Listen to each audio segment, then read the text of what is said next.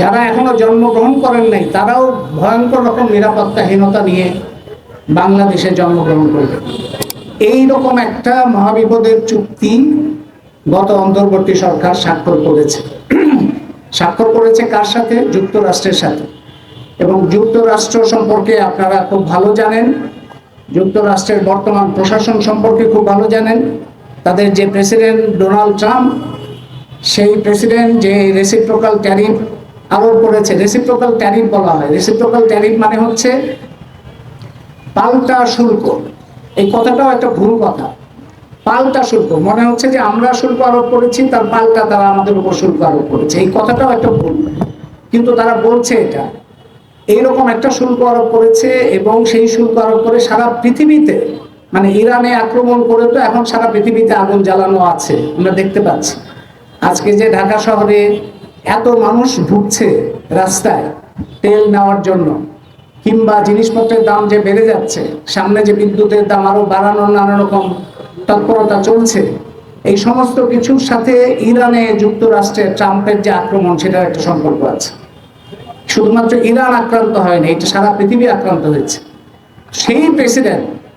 সেই প্রেসিডেন্টকে যুক্তরাষ্ট্রের নাগরিকরা কি বলছেন এখন? সেই প্রেসিডেন্টকে যুক্তরাষ্ট্রের কংগ্রেসের সদস্য, সিনেট সদস্য, তারা কি বলছেন?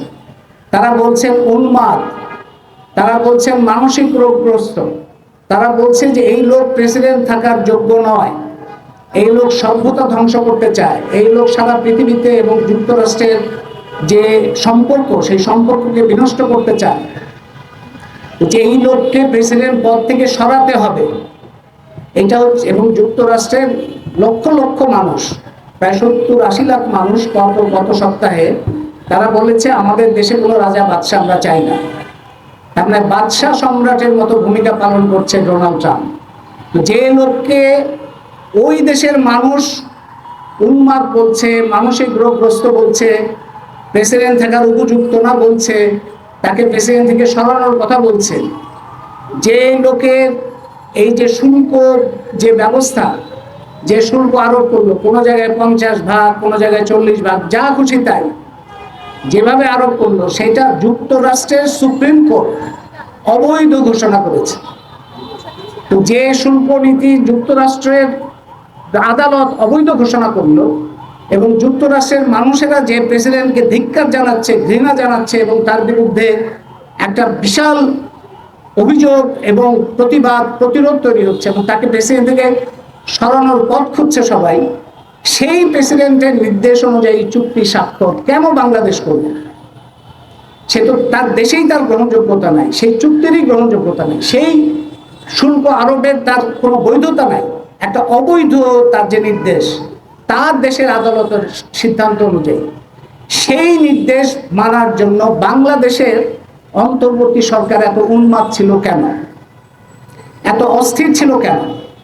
আপনাদের এখানে আরেকটা তথ্য জানানোর দরকার, যে এই চুক্তিটা তারা স্বাক্ষর করলো, আমাদের নির্বাচন হয়েছে 12ই ফেব্রুয়ারি, তারা এই চুক্তি স্বাক্ষর করলো 9ই ফেব্রুয়ারি, মানে 2 দিন আগে তারা চুক্তি স্বাক্ষর করলো। মানে তারা, অন্তর্বর্তী সরকার যদি ন্যূনতম দেশের বা দেশের মানুষের প্রতি কোনো দায়বদ্ধতা থাকতো, কিংবা তাদের যদি কোনো যৌক্তিক বোধ থাকতো, কিংবা তাদের যদি মেরুদণ্ডের কোনো কিছু অবশিষ্ট থাকতো, তাহলে তারা বলতে পারতো যে আমরা এখন করতে পারবো না, আপনারা সামনে নির্বাচিত সরকারের সাথে আপনারা দেন দরবার করেন। তা তারা করেনি, বরঞ্চ তারা অতি উৎসাহ নিয়ে এই চুক্তিটা স্বাক্ষর করেছে। সেই চুক্তিতে কি কি আছে মাহমির্জা বলেছেন, হারুনুর রশিদ বলেছেন, তার মূল জিনিসগুলি হচ্ছে, মূল দিকগুলো হচ্ছে যে এমন অনেক কিছু আমদানি করতে হবে যেটা আমাদের আমদানি করার প্রয়োজন নেই, এমন দামে আমদানি করতে হবে যে দামে আমদানি করার আমাদের কোনো দরকার নাই, বা এর থেকে কম দামে আমরা অন্য জায়গায় পেতে পারি। কোন দেশের সাথে আমরা বাণিজ্য করব, কোন দেশের কাছ থেকে অস্ত্র কিনবো, সেটা যুক্তরাষ্ট্রের ইচ্ছা এবং স্বার্থ অনুযায়ী করতে হবে। যুক্তরাষ্ট্রের যদি কোনো দেশের সাথে সমস্যা থাকে, তাহলে সেই দেশের সাথে আমরা সম্পর্ক স্থাপন করতে পারবো না।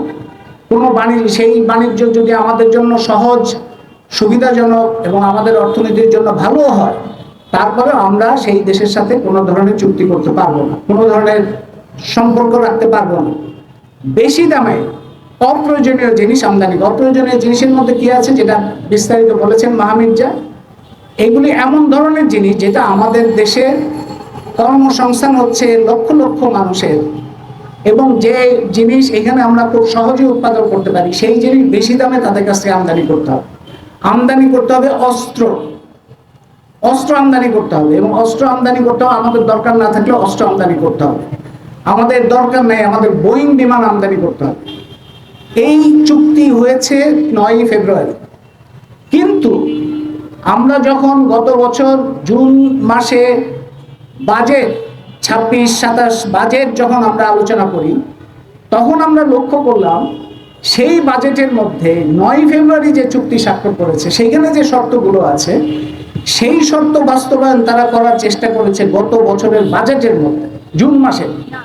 এবং সেইখানে এই যে আমদানি করা হবে, যুক্তরাষ্ট্র থেকে কি কি আমদানি করা হবে, বিনা শুল্কে আমদানি করা হবে, বোয়িং বিমান আনা হবে, অস্ত্র আমদানি করা হবে, তুলা আমদানি করা হবে, এগুলো সব কিন্তু এই গত বছরের বাজেটের মধ্যে, মানে এই বছরের চলতি বছরের বাজেটের মধ্যে আছে। তার মানে অন্তর্বর্তী সরকারে যারা ছিলেন তারা চুক্তি আইনগতভাবে বৈধতা বা চুক্তি স্বাক্ষর হওয়ার আগে চুক্তি বাস্তবায়নের পথে হেঁটেছেন।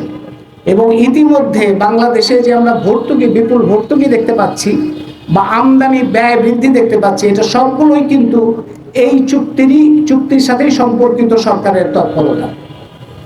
আসলে একটা দেশের কি হয়, আমদানি এবং রপ্তানি, এটা যে কোনো দেশের অর্থনৈতিক তৎপরতার একটা গুরুত্বপূর্ণ দিক। আমাদের যে সমস্ত জায়গায় ঘাটতি আছে সেটা আমাদের আমদানি করতে হবে, যেগুলি আমাদের উদ্বৃত্ত আছে সেটা আমাদের রপ্তানি করতে হবে। আমরা রপ্তানি করব এমন জায়গায় যেখানে আমাদের জন্য ভালো হয়, আমরা আমদানি করব এমন জায়গা থেকে যেটা আমাদের জন্য কম পয়সায় এবং ভালো কোয়ালিটি সম্পন্ন জিনিস আমদানি করতে পারি। এবং বাজার অর্থনীতির নিয়ম হচ্ছে, আমরা মুক্ত বাজার অর্থনীতি এই সমস্ত কথাবার্তা তো সারাক্ষণই শুনি। এবং কারা বলে? মার্কিন যুক্তরাষ্ট্রের বিভিন্ন রকম থিঙ্ক ট্যাঙ্ক বলে, স্টেট ডিপার্টমেন্ট বলে, বিশ্ব ব্যাংক বলে, IMF বলে, ADB বলে, এরা সবাই বলে। তো বাজার অর্থনীতির নিয়মটা কি? নিয়মটা হচ্ছে যে বাজার হচ্ছে একটা, তারা বলে অদৃশ্য হস্ত, ইনভিজিবল হ্যান্ড। অদৃশ্য হস্ত মানে মার্কেট প্রসেসের মধ্যে দিয়ে যা হবে সেটাই হচ্ছে সবচাইতে ভালো।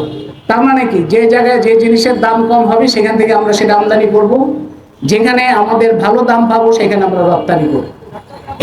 এই যে সাধারণ নিয়ম বাজার অর্থনীতি, এই বাজার অর্থনীতির নিয়মকে সম্পূর্ণভাবে ভঙ্গ করে কিংবা তার সম্পূর্ণভাবে তার বিরুদ্ধে গিয়ে যুক্তরাষ্ট্র বলছে যে আমাদের প্রয়োজন কিংবা দাম এগুলোর কোনো বিবেচনা চলবে না, আমাদের অবশ্যই যুক্তরাষ্ট্র থেকেই আমদানি করতে হবে, আমাদের ডিম আমদানি করতে হবে, মাছ মাংস আমদানি করতে হবে, আমাদের সমস্ত রকম পোলট্রি এবং ডেয়ারি যা যা কিছু আছে সেগুলো আমদানি করতে হবে, অস্ত্র আমাদের দরকার না থাকলেও সেটা আমদানি করতে হবে। এখন এই গার্মেন্টসকে তারা সবসময় দেখায় যে আমাদের দেশে যারা মার্কিন তল্পি বাহক আছেন তারাও সবসময় বলেন যে গার্মেন্টসের স্বার্থ রক্ষা করতে হবে, কিন্তু গার্মেন্টস কিন্তু একটা অংশ শুধুমাত্র যুক্তরাষ্ট্রে যায়।